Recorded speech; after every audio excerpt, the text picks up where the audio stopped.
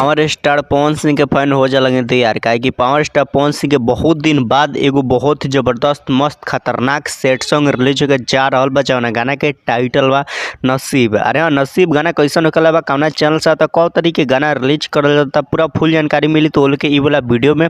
तो तोले ई वाला वीडियो को शुरू से लेकर लास्ट तक देख लेंगे। बाकी अभी तक हमारे चैनल का सब्सक्राइब नहीं करेंगे के लिए तो अभी सब्सक्राइब करके हमसे जुड़ चलेंगे। तो भाई लोग तो लोग के सबसे पहले बता दी कि हाँ नसीब जौन गाना के टाइटल बा नसीब, ई वाला गाना जौन बा तो के लिखले बा। त गाना के लिखल बड़न प्रकाश बारूद। अरे प्रकाश बारूद गाना के लिखल बड़न।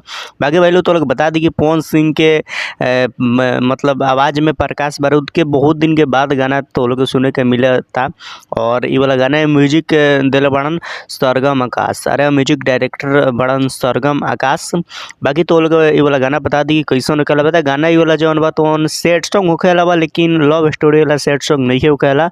ये दूसरे टाइप के सेट सॉन्ग होखेला बा, मतलब थोड़ा सा गरीब और अमीर जैसा सेट सॉन्ग हो सकता है। जैसा पोस्टर में तो लोग देख सकत रही वैसा मतलब हमारा देख के वहाँ लागत है। बाकी तो लोग बता दी कि गाना के गई बा। तो गाना गई बड़न भोजपुरी इंडस्ट्री के पावर स्टार पवन सिंह। अरे सिर्फ पावर स्टार पवन सिंह गाना ये वाला गई बड़न। बाकी गाना बतावल जाता है कि यहाँ पावर स्टार पवन सिंह के वाला गाना बहुत ही ज़बरदस्त मस्त खतरनाक महा खतरनाक होखेला बा। जौन तो लोग गाना सुने में बहुत ही मजा आई। बाकी तो लोग बता दी कि वीडियो फॉर्मेट में तो लोग के देखे के मिले। तो वीडियो में तो लोग देखे के मिले पावर स्टार पवन सिंह और महिमा सिंह। अरे महिमा सिंह और पावर स्टार पवन सिंह के साथ बहुत ही ज़बरदस्त मस्त खतरनाक महा खतरनाक वीडियो भी शूट करल गल बा। भाई गाना बहुत ही ज़बरदस्त होखेला बा।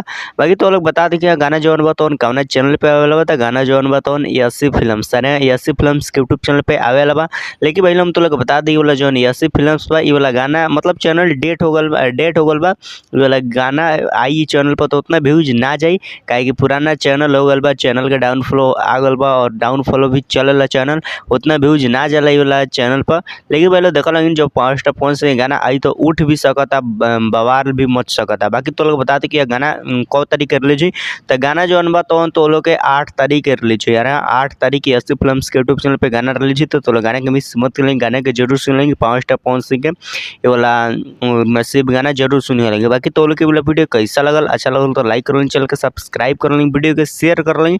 बाकी तो लोग भी पावर स्टार पवन सिंह के फैन बढ़ लेंगे तो अच्छा से कमेंट जरूर करिए लेकिन। बाकी यहाँ तक वीडियो देखे खातिर बहुत बहुत धन्यवाद।